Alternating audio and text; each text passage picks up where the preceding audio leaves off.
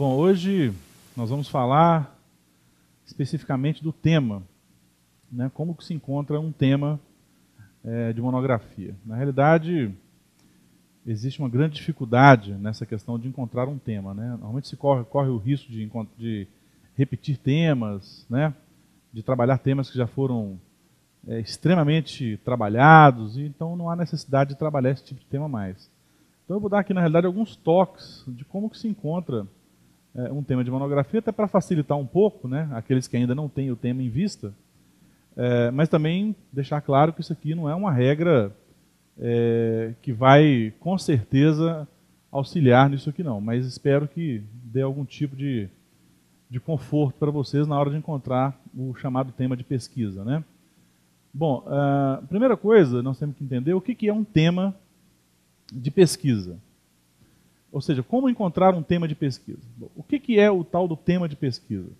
Normalmente se vê muitas pessoas falarem assim, olha, eu estou pesquisando sobre o controle de constitucionalidade, eu estou pesquisando sobre a teoria do recurso, estou fazendo uma pesquisa sobre o processo, estou fazendo uma pesquisa sobre, sei lá, o casamento. Isso, na realidade, as pessoas confundem um pouco a palavra tema com assunto, né? Então aqui já tem uma primeira distinção. Tudo isso que eu acabei de dizer aqui, na verdade, eles não são temas de pesquisa ainda, eles são assuntos. Eles podem, sim, se tornar temas de pesquisa, né? Então, um tema, necessariamente, ele seria a delimitação de um assunto de pesquisa. Então, por exemplo, eu estou falando de controle de constitucionalidade. Eu posso escolher, dentro do controle de constitucionalidade, um outro assunto específico. Então, eu vou cada vez mais afunilando, né, o meu olhar. Então eu vou pegar, por exemplo, e vou falar sobre a arguição de descumprimento de preceito fundamental. Aqui eu já peguei um assunto dentro do grande assunto controle de constitucionalidade. Mesmo assim, não dá para eu poder fazer uma pesquisa acerca da ADPF, arguição de descumprimento de preceito fundamental. Ou seja, ficaria uma pesquisa extremamente extensa e não teria aí nenhum tipo de valor científico, né, vamos dizer assim. Então eu teria que continuar delimitando ainda essa minha escolha. Então, como encontrar esse tema de pesquisa? Como que a gente chega a esse funil, né? a esse tema delimitado? Então aqui tem alguns conselhos aqui, né? Primeira coisa, obviamente, você vai escolher uma disciplina que você mais se identifique. É claro que isso aqui é um conselho bastante primário, né? Mas eu acho que partir disso aqui já ajuda um pouco. Então eu escolho uma disciplina que eu mais me identifico. Eu, particularmente, escolheria aquela que eu menos me identifico, porque aí eu vou estudar melhor aquilo e vou aprender melhor aquele assunto que eu não tenho muito domínio. Mas para algumas pessoas que não gostam disso, né, então vão pelo óbvio, vão me identificar uma disciplina, a disciplina que eu mais me identifico dentro do curso. Depois eu vou encontrar um ponto dessa disciplina. Ou seja, como que eu vou encontrar um ponto dessa disciplina? Como é que nós estamos num curso de pós-graduação, normalmente os professores eles trazem algumas novidades, né, alguns tópicos em relação às suas disciplinas, coisas que são discutidas pela jurisprudência, pela doutrina, coisas que ainda não têm um certo, vamos dizer, uma linguagem que é muito utilizada pelo direito, que ainda não está, de certo modo, pacificado, né, vamos dizer assim. Eu, de certo modo, não gosto muito dessa palavra, mas aquilo que ainda tem muita discussão na doutrina e na jurisprudência. Então você pode pegar um desses pontos dessa disciplina que você mais se identifica e escolher aquele ponto como o seu assunto. Por exemplo, eu falei aqui do controle de constitucionalidade dentro do direito constitucional, né? Então eu optei por trabalhar o controle de constitucionalidade.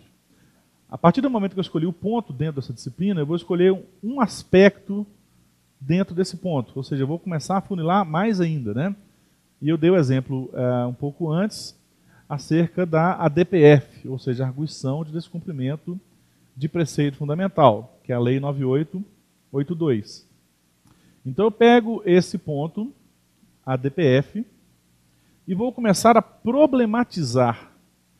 Essa palavra ela é um pouco estranha, né? Porque o que seria problematizar num sentido científico? Na realidade, obviamente que para problematizar, eu vou ter que ter uma leitura bastante aprofundada acerca, por exemplo, aqui da arguição de descumprimento de preceito fundamental. Então eu vou ter que levantar doutrinas, levantar jurisprudências, entender como que é o funcionamento da arguição de descumprimento de preceito fundamental, quais são os aspectos críticos desse tipo de ação, né, no controle de constitucionalidade. E aí então eu vou começar a compreender, e a partir dessa compreensão eu posso começar a criar algumas indagações, né, acerca da arguição de descumprimento de preceito fundamental.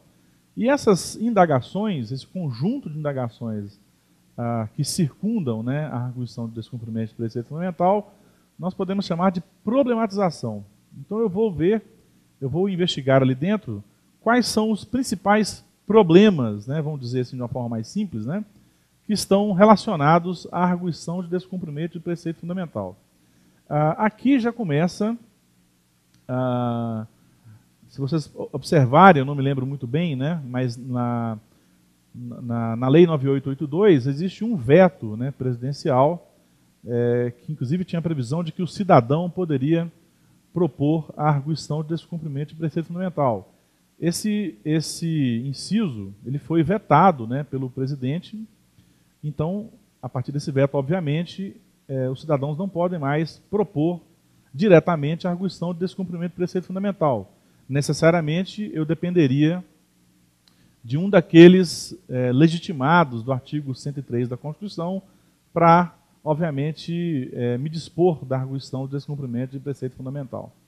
Bom, esse é um primeiro problema, né, que é muito discutido, inclusive, por doutrinas, por pesquisadores, se esse veto não teria sido inconstitucional pelo fato exatamente de ter impossibilitado vamos dizer assim, o acesso, né, ao cidadão a esse tipo de ação do controle de constitucionalidade. Bom, esse é um primeiro ponto que é bastante discutido pela doutrina e que poderia gerar um problema de pesquisa, né? É claro que isso também já foi pesquisado, mas é um tema que ainda cabe muita discussão.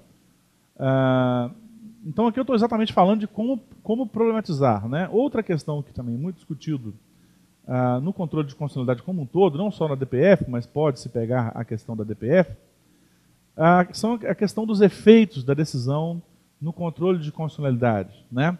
A possibilidade que o Supremo Tribunal Federal tem de manusear, né, os efeitos dessa decisão, de dizer que eles são retroativos, ou que eles não são retroativos, ou que eles são ex nunc e de um tempo para frente dessa decisão, ou seja, eles podem, é o que a doutrina costuma chamar de mitigação dos efeitos da decisão em sede de controle de constitucionalidade. Também um outro tema muito interessante, porque essa discussão envolve exatamente o poder excessivo, né, que se dá ao Supremo Tribunal Federal. Eu não estou dizendo que eu concordo ou discordo, mas são temas que são discutidos. Uma outra discussão em relação à DPF é o que a gente chama de ADPF incidental, né? São aqueles casos em que existem muitas decisões judiciais, decisões normalmente de juízes monocráticos, né, ou de tribunais inferiores, e essas decisões elas causam uma certa controvérsia judicial. E aí então é proposto uma ADPF, uma arguição de descumprimento de preceito fundamental, para que o Supremo então fixe um entendimento em relação àquilo que está sendo discutido nos tribunais inferiores e nos juízes monocráticos, vamos dizer assim. Esse também é um ponto interessante, porque envolve a questão da hermenêutica constitucional, se o juiz teria ou não liberdade interpretativa, até que ponto ele teria essa liberdade interpretativa, se ele tem ou não um poder discricionário, ou seja, são discussões interessantes e que dá para discutir, obviamente, inclusive outras disciplinas envolvendo aí filosofia do direito, a teoria da Constituição, né? Então, ou seja, dentro da DPF tem vários pontos que podem ser trabalhados, né? Ou seja, dentro dessa minha problematização, obviamente, eu vou então optar por um daqueles problemas, porque obviamente responder todos esses problemas também geraria uma monografia um tanto quanto extensa, e para um curso de pós-graduação eu acho que não é o caso, né? Então acho que é melhor escolher um desses problemas e tentar enfrentar esse problema então que foi escolhido. Então nós estamos quase chegando aqui a um tema de pesquisa. Eu falei quase porque agora vem uma parte que talvez seja uma das partes mais importantes da pesquisa, né? Que é a importância do marco teórico, que eu vou falar daqui a pouco o que seria esse marco teórico. Ou seja, é sempre importante formular o problema a partir de um marco teórico, ou seja, a partir de um olhar. Eu nunca tenho, não existe possibilidade de detectar um problema de pesquisa sem estar diante de um parâmetro, vamos dizer assim, né? De uma teoria de fundo, de um marco teórico, de um fundamento. Ou seja, eu só posso, obviamente, levantar problemas, levantar discussões a partir de um fundamento, né? E no direito isso é extremamente importante. Então, a partir desse marco teórico, eu vou formular o problema, e a partir desse problema, então, eu vou formular uma hipótese. É só a partir disso tudo que eu terei, então, o tema encontrado.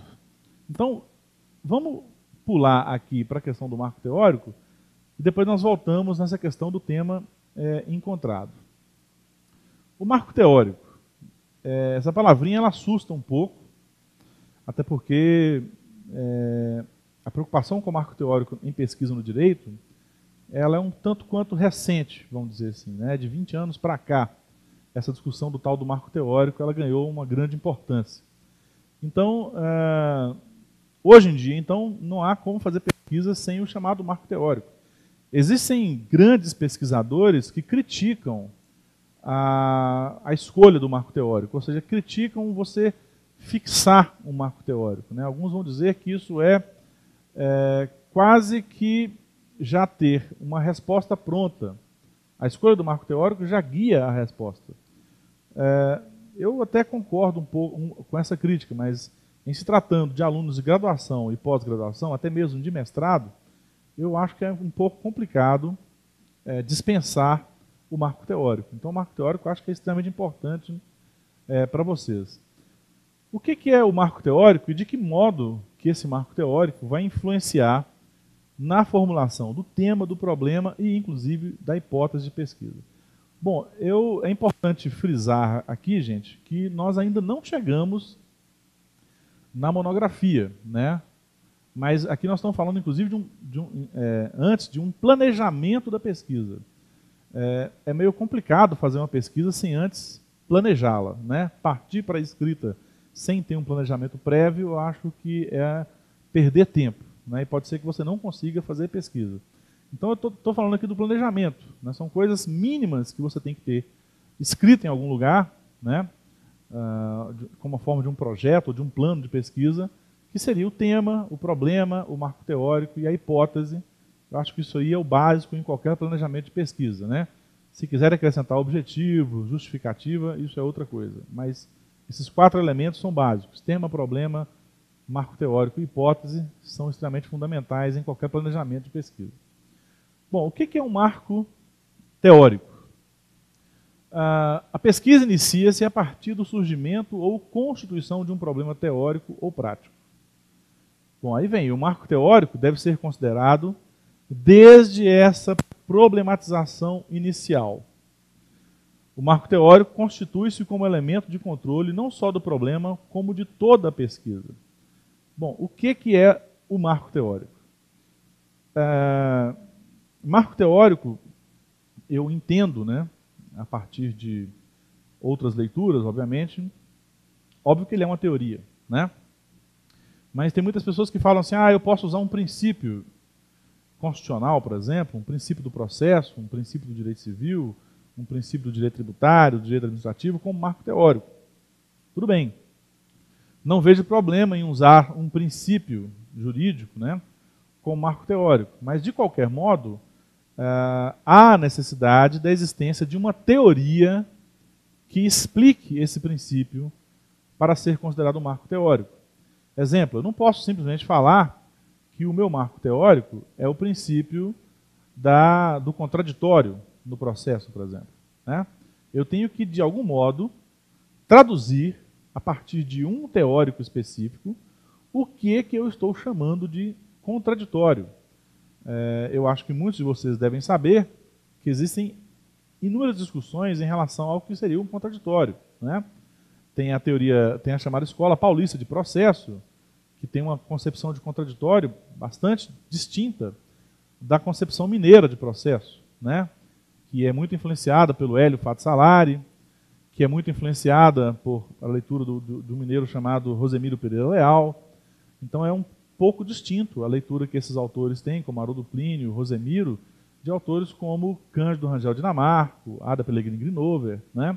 Então há uma distinção. Então é importante eu dizer que o princípio do contraditório que eu estou utilizando é a partir de uma leitura específica de um autor como, por exemplo, o Fato Salari, como o Rosemiro, ou como o Cândido Rangel Dinamarco. Isso aí vocês é que vão, obviamente, optar por isso. Então, necessariamente, o marco teórico ele é uma teoria, mesmo que eu esteja usando um princípio. Eu tenho que traduzir o princípio. Então, por exemplo, estou utilizando o princípio da liberdade, ou o princípio da igualdade, ou o princípio da dignidade da pessoa humana, que são princípios recorrentemente utilizados em pesquisa. Ótimo, sem nenhum problema, desde que, de novo, eu anuncie, né, a partir de qual teórico eu estou utilizando esse princípio. Exemplo, o princípio da igualdade a partir da leitura de Ronald Dworkin, né, que é um dos autores contemporâneos, que morreu recentemente, mais importantes da filosofia do direito e da teoria jurídica, claro. Então ele tem uma teoria específica sobre o princípio da igualdade, escrito num livro, A Virtude Soberana. Então você poderia pegar, por exemplo, a concepção de igualdade de um Ronald Dworkin. Ou então não, você pode pegar a concepção de igualdade de um Celso Antônio Bandeira de Mello, que é um brasileiro, né? Você pode pegar a concepção de igualdade de um Jürgen Habermas, por exemplo. Ou seja, o conceito de igualdade, ele é o mesmo. O que diferencia é a definição desse conceito. Então, a concepção de Dworkin é diferente de um Habermas, é diferente de um Alexi, é diferente de um Celso Antônio Bandeira de Mello e assim por diante. Então é importante sempre dizer, obviamente aqueles que optaram pelo princípio, dizer qual é o princípio que está fundamentando toda a sua pesquisa e qual é o teórico que está por trás da definição desse conceito. Por exemplo, a dignidade da pessoa humana, né, um princípio citado ali no início da nossa Constituição, e que ele foi muito trabalhado por um autor do Rio Grande do Sul chamado Ingo Wolfgang Sarlé, que inclusive tem uma influência alexiana e dworkiana também na sua leitura, né? Ele tem um conceito muito interessante de dignidade da pessoa humana que poderia também ser utilizado como marco teórico de pesquisa. Então, isso seria o início, né, do que nós poderíamos chamar de marco teórico. Outra coisa que... Então aqui, obviamente, são aquelas pessoas que optaram por um princípio jurídico como marco teórico de pesquisa. Outra coisa que vocês podem optar como marco teórico de pesquisa são teorias mesmo, né? Então as pessoas que vão discutir, por exemplo, a questão da legitimidade do direito, por exemplo, né? A legitimidade de uma, sei lá, de uma legislação, a legitimidade de uma decisão. Então, se o meu foco é a discussão da legitimidade, o meu marco teórico é alguma teoria que traduza o que eu estou entendendo por legitimidade. Então, vocês têm vários autores modernos, não tão modernos, antigos, que vão dizer o que seria legitimidade, né? O Hans Kelsen tem uma tradução de legitimidade, o Bobbio tem uma tradução de legitimidade, o Max Weber, né, faz uma discussão muito importante de legitimidade. Claro que são autores do início do século XX, né, final do século XIX, início do século XX, e existem autores mais contemporâneos. O Ronald Dworkin tem um conceito de legitimidade, o Jürgen Habermas tem um conceito de legitimidade, e assim por diante. Então, se a minha discussão é legitimidade, eu tenho que traduzir o que eu entendo por legitimidade. Então, o meu marco teórico vai ser a teoria da legitimidade a partir de um determinado teórico, né? Por exemplo, as palavras como democracia, né? É necessário traduzir o que eu entendo por democracia. Existem três grandes paradigmas constitucionais, o liberal, o social e o democrático. E desses três grandes paradigmas, eu tenho um paradigma que seria formal para o liberal, material para o social e o procedimental para o democrático. É importante, esses três modelos de democracia são completamente distintos. Então também é importante que eu traduza o conceito de democracia para que eu entenda, ou para que eu chegue ao meu marco teórico. Aqui já vai uma distinção, né, entre o que é uma ideologia e o que é um marco teórico. Obviamente que essa distinção eu acho que a gente pode fazer ela meio rápida, né, porque não faz muito sentido, mas é claro que a nossa ideologia ela acaba que influencia na escolha do marco teórico, né? Ou seja, quando se pesquisa não podemos jogar fora toda a nossa ideologia que construímos. Então, ideologia é tudo aquilo que faz parte da sua personalidade, né? Tudo que você adquiriu com sua família, com seus amigos, com seus estudos, né? Um conjunto, vamos partir dessa tradução bem simples de ideologia, né? Um conjunto de ideias que formam, né, o olhar que você tem sobre o mundo, né? E sobre tudo aquilo que está ao seu redor. É claro que esse olhar que você tem acerca do mundo, ele vai influenciar a escolha do seu marco teórico. Então, normalmente, se você é uma pessoa que tem um olhar um pouco mais, vamos dizer, tradicionalista em relação ao mundo, o marco teórico que você normalmente vai optar é um marco teórico também tradicionalista. Se você é uma pessoa que tem um olhar um pouco mais liberal em relação ao mundo, é óbvio que você vai optar também por um marco teórico mais liberal e assim por diante. Agora, o interessante seria não deixar que essa ideologia influenciasse o marco teórico. Porque, na realidade, a pesquisa, né, ela não tem nada a ver com a sua ideologia, vamos dizer assim, né? A pesquisa ela tem um sentido, vamos dizer, público, né? A pesquisa não é privada, ela não é uma pesquisa feita para você. A sua pesquisa ela tem uma pretensão muito mais importante, né, que é atingir o exterior, né, e não só você. Então, quando você está fazendo uma pesquisa, principalmente no direito, uma coisa que você está visando, obviamente, né, eu acredito nisso, seria a efetivação de um Estado democrático de direito, aquilo que está escrito no nosso artigo 1º da Constituição Federal. Ou seja, desde 1988, tudo que nós estamos fazendo é lutar para que esse Estado democrático se torne cada vez mais efetivo. É claro que ele nunca vai ser realizado, mas que ele se torne cada vez mais efetivo. Que essa democracia se torne cada vez mais próxima, vamos dizer assim. Então acaba que, para aquelas pessoas mais tradicionalistas, que não estão muito adeptas à abertura, né, elas podem se incomodar um pouco com isso. Mas eu faria um convite, né, no sentido de abrir mão um pouco dessa ideologia e buscar realmente um marco teórico que concordasse com essa democracia, com essa abertura constitucional. Inclusive tem um livro muito importante de um autor chamado Peter Haberle, que foi escrito na década de 50, que é um livrinho fininho, né, que ele fala exatamente sobre uma sociedade aberta de intérpretes da Constituição. Recomendo, inclusive, a leitura, né, que poderia, inclusive, ser utilizado como marco teórico de algum outro tipo de pesquisa. Bom, então o marco teórico ele é uma afirmação teórica específica de um autor ou uma afirmação de um autor acerca de um princípio. Então são duas coisas que eu entendo como marco teórico. Ou ele é uma afirmação teórica acerca da validade do direito, da legitimidade do direito, acerca da eficácia do direito, acerca da democracia, né?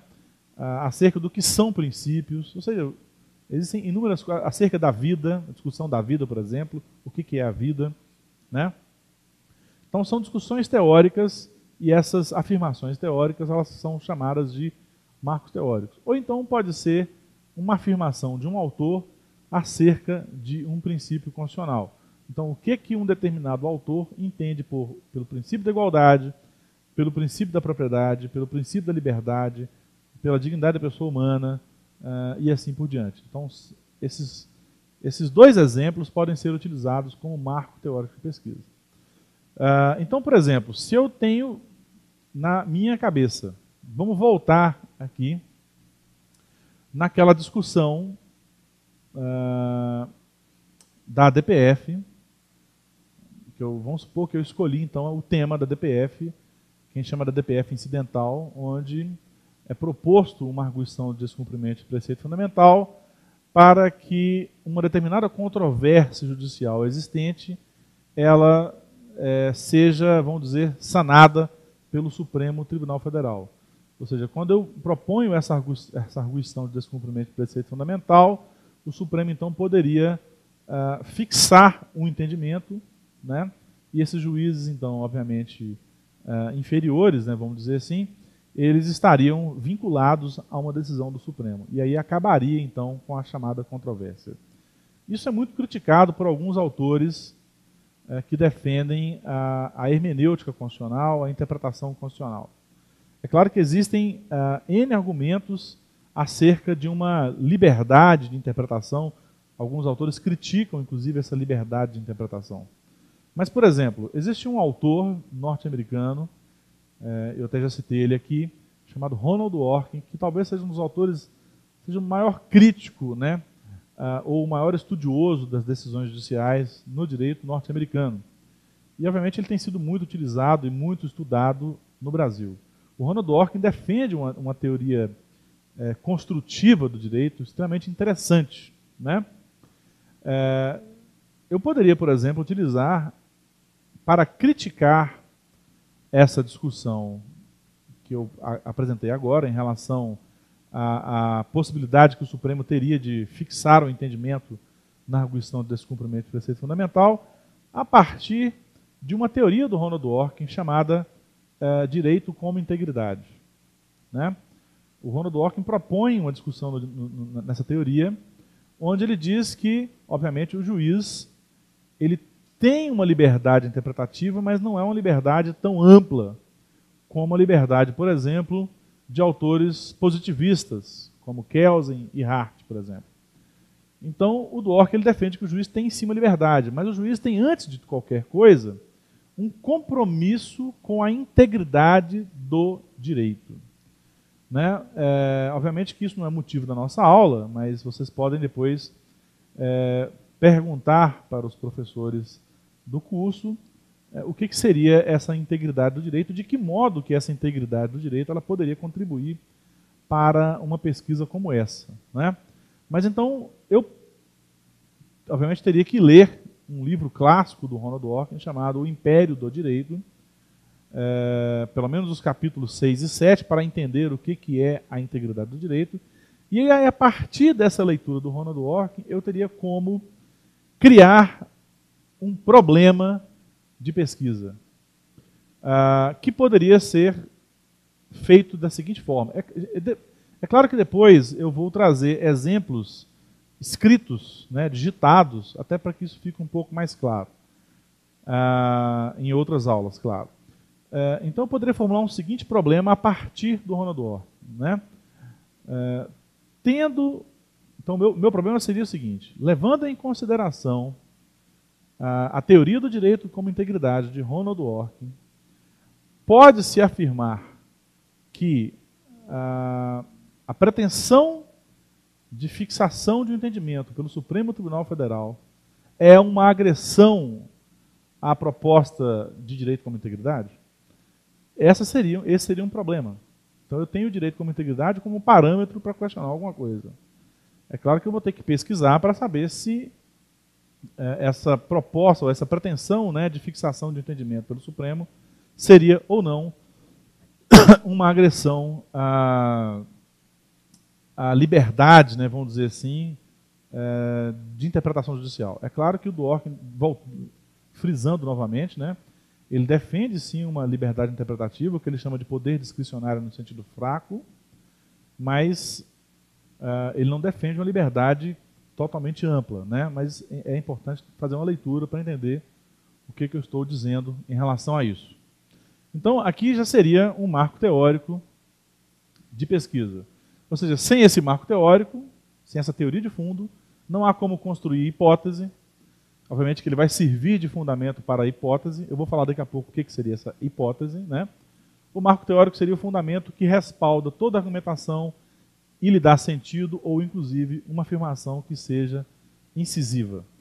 Só para encerrar, alguns exemplos de marco teórico estão aqui, por exemplo, no ramo do direito civil, do processo civil. Eu posso apresentar depois algumas no direito público. Mas o que tem sido muito utilizado no direito civil? Né? A eficácia horizontal dos direitos fundamentais, do Daniel Sarmento, a dignidade da pessoa humana, do Sarlé, o princípio da liberdade em Ronald Dworkin, aqui vai discutir a questão da vida, né? O processo como procedimento é realizado em contraditório entre as partes, do Fazzolari, a instrumentalidade do processo, do Dinamarco, a teoria neo-institucionalista do processo, do Rosemiro Pereira Leal. Então aqui tem 6 exemplos de marcos teóricos, tanto no direito civil como no processo civil. Depois eu dou exemplos no direito constitucional. Então encerramos aqui mais essa aula e até a próxima.